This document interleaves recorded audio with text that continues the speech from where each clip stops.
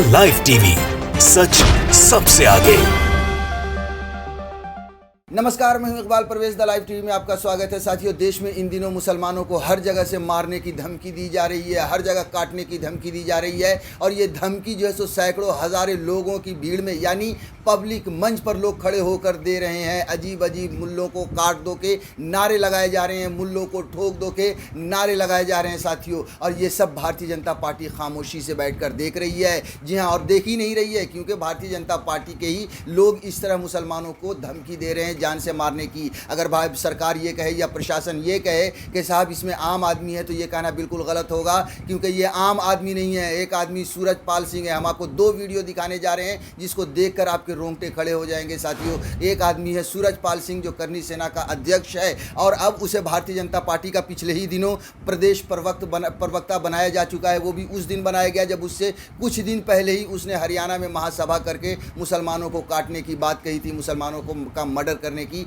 बात कही थी। उसके बाद उसे भारतीय जनता पार्टी ने प्रवक्ता बनाया है। आप देखिए साथियों कि किस तरह से इस देश का माहौल बना दिया है भारतीय जनता पार्टी ने। अब साथियों, आपको मैं दिखाने जा रहा हूं सूरजपाल सिंह का वो वीडियो कि किस तरह से वो लोगों को दंगाई बना रहा है, किस तरह से लोगों को भड़का रहा है मुसलमानों को मारने के लिए। देखिए, माया मिर्चंदानी ने ट्विटर पे इसे पोस्ट किया है। उन्होंने लिखा है कि इतनी नफरत भरी स्पीच देने के बावजूद भी प्रशासन ने इसे गिरफ्तार क्यों नहीं किया, क्यों नहीं सरकार इसके खिलाफ एक्शन ले रही है। उन्होंने अपने इस ट्वीट को बीजेपी को टैग किया है, गुड़गांव पुलिस को टैग किया है, जेपी नड्डा जो भारतीय जनता पार्टी के अध्यक्ष हैं उन्हें टैग किया है, और साथ में नरेंद्र मोदी जो देश के प्रधानमंत्री हैं उन्हें भी इस वीडियो को टैग किया है साथियों। अब आप इस वीडियो को देखिए कि ये नफरतबाज सूरजपाल सिंह किस तरह की भाषा का उपयोग कर रहा है और किस तरह से मुसलमानों को मारने की बात करता है, और किस तरह से लोगों से नारे लगवा रहा है कि ठोकेंगे या नहीं। मैं कल मुरादाबाद के गांव खेता में चला गया। महाराज जी, मुस्लिम बहुल्य गांव था, मुस्लिम बहुल्य गांव था। मैंने मास्क लगा रखा था। आगे मुझे यूं करने लगे, जैसे ही मैंने मास्क उतारा सालों में हाथ नीचे हो गए। ये मुझे कटवाते हैं, हम गर्दन काटने वाले अगर अपनी पे आ गए तो सालों को चुन चुन कर ठोकेंगे। ठोकेंगे कि नहीं? ठोकोगे कि नहीं?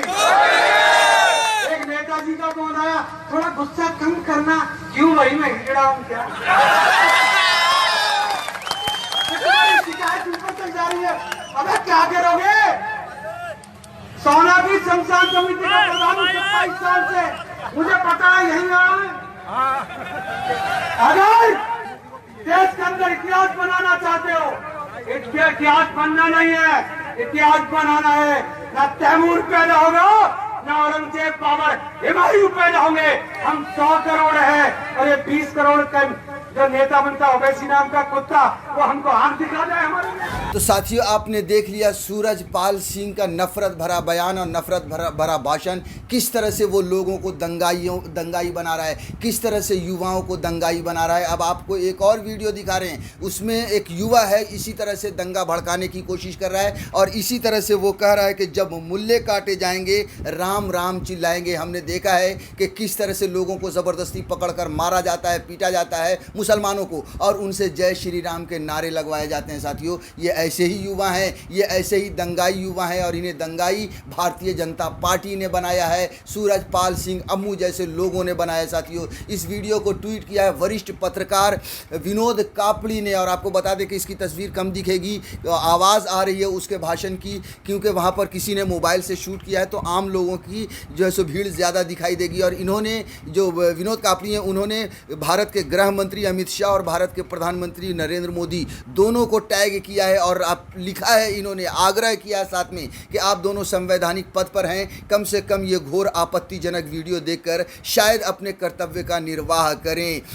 मतलब ये कह रहे हैं प्रधानमंत्री को और होम मिनिस्टर को कि आप अपने कर्तव्यों का निर्वाह कीजिए। ये क्या हो रहा है इस देश में, क्यों इस तरह की नफरत बांटी जा रही है। वैसे आपको कापड़ी साहब, आपको सलाम है कि आप बार बार इस तरह के ट्वीट करते हैं और उन्हें आईना दिखाते हैं भारतीय जनता पार्टी पार्टी को, लेकिन मैं एक बात और कहना चाहता हूं कि ये पार्टी आईना देखने वाली नहीं है, क्योंकि इनकी सत्ता की कुर्सी ही मुसलमानों की लाश पर रखी हुई है। जी हाँ, ये इस तरह से अगर नहीं करेंगे, ये नफ़रत नहीं बांटेंगे, तो डीजल और पेट्रोल की बढ़ी हुई कीमतों पर लोग सवाल पूछेंगे। ये अगर नफ़रत भारतीय जनता पार्टी के लोग नहीं बांटेंगे तो युवा बेरोज़गारी पर सवाल पूछेगा, महंगाई पर सवाल पूछेगा। इसलिए इन्हें यही करना है, ये हिंदू और मुसलमान करेंगे तभी इन्हें वोट मिलेगा। अब आप देखिए इस लड़के का वीडियो देखिए जो विनोद कापड़ी ने पोस्ट किया है। इसमें क्या कह रहा है, ये नारे लगवा रहा है लोगों से कि जब मुल्ले काटे जाएंगे राम राम चिल्लाएंगे। साथियों आप देखिए इस दंगाई का ये वीडियो।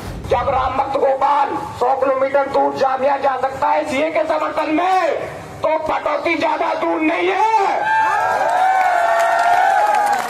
मेरे साथ ज्यादा लंबा चौड़ा भाषण नहीं दूंगा, एक नारा लगाना चाहूंगा सभी युवाओं के साथ। जब मुल्ले काटे जाएंगे राम राम चिल्लाएंगे, जब मुल्ले काटे जाएंगे राम राम चिल्लाएंगे। जय श्री राम।